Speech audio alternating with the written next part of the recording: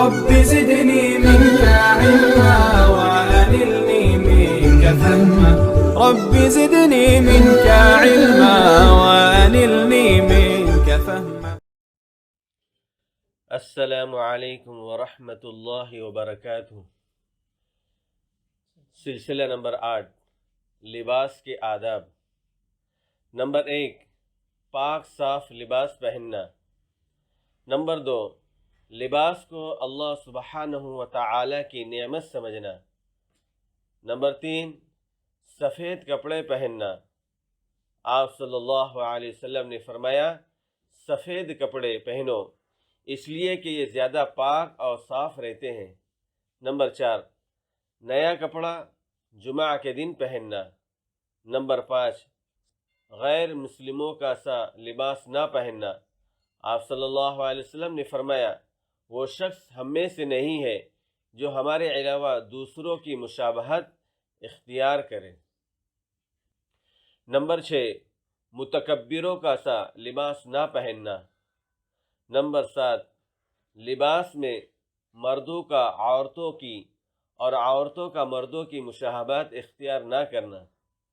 حضرت ابو ہریرہ رضی اللہ تعالی عنہ فرماتے ہیں اللہ کے نبی صلی اللہ علیہ وسلم نے اس مرد پر جو عورتوں کا سا لباس پہنے اور اس عورت پر جو مردوں کا سا لباس پہنے لعنت فرمائی ہے. نوٹ: مردوں کا ٹخنوں سے نیچے کپڑا لٹکانا حرام ہے. آپ صلی اللہ علیہ وسلم نے فرمایا ازار کا جو حصہ ٹخنوں کے نیچے لٹکتا ہوگا وہ جہنم میں ہوگا. مسئلہ: مردوں کو ریشم کے کپڑے اور سونا استعمال کرنا ناجائز ہے.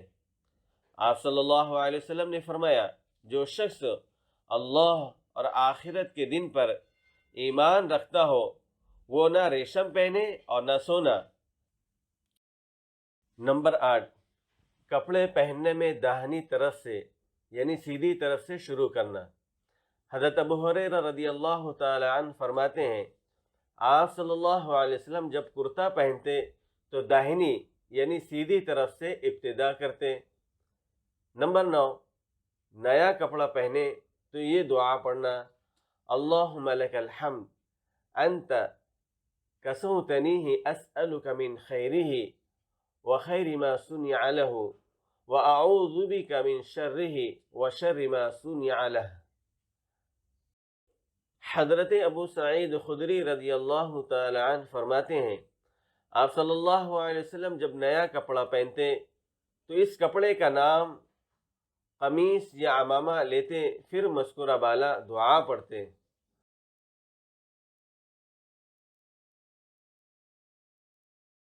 دعا کا ترجمہ اے اللہ تیرے ہی لیے حمد ہے کہ تو نے مجھے یہ کپڑا پہنایا. میں تجھ سے اس کی اور جس غرض سے بنایا گیا ہے اس کی خیر طلب کرتا ہوں اور اس کے اور جس غرض سے بنایا گیا ہے اس کے شر سے تیری پناہ طلب کرتا ہوں. نمبر 10، عام کپڑے پہنتے وقت یہ دعا پڑھنا الحمدللہ الذی کسانی ھذا ورزقنیہ من غیر حول منی ولا قوہ.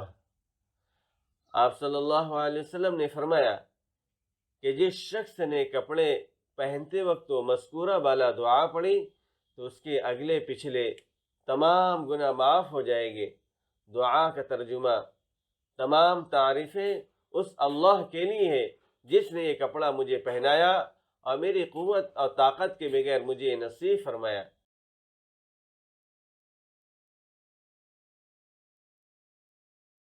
نمبر 11، گریبان میں بٹن لگانا. آپ صلی اللہ علیہ وسلم نے فرمایا کپڑے کو بٹن لگاؤ اگرچہ کانٹے سے ہی کیوں نہ ہو. نوٹ: آپ صلی اللہ علیہ وسلم سے گریبان کا کھلا چھوڑ دینا بھی ثابت ہے. نمبر 12، لنگی کا اگلا حصہ پچھلے حصے سے قدرے نیچے رکھنا.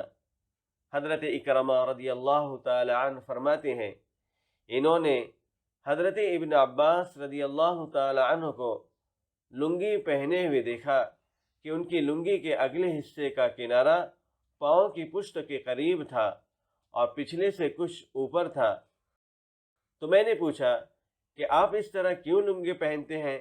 تو فرمایا میں نے اللہ کے نبی صلی اللہ علیہ وسلم کو اسی طرح لنگی پہنے ہوئے دیکھا ہے۔ نمبر 13، کپڑے اتارنے میں بائیں طرف سے یعنی الٹی طرف سے ابتدا کرنا۔ نمبر 14، لباس نکالتے وقت بسم اللہ الذی لا الہ الا ہو پڑھنا۔ آپ صلی اللہ علیہ وسلم نے فرمایا مسلمان شخص کا کپڑے نکالتے وقت وہ مذکورہ دعا پڑھنا جنات کی آنکھوں اور انسان کے سطر کے درمیان پردہ ہے۔ نمبر 15، کسی کو صاف دھلے ہوئے کپڑے پہنے دیکھے تو یہ دعا دینا البس جدید وعش حمید ومت شہید۔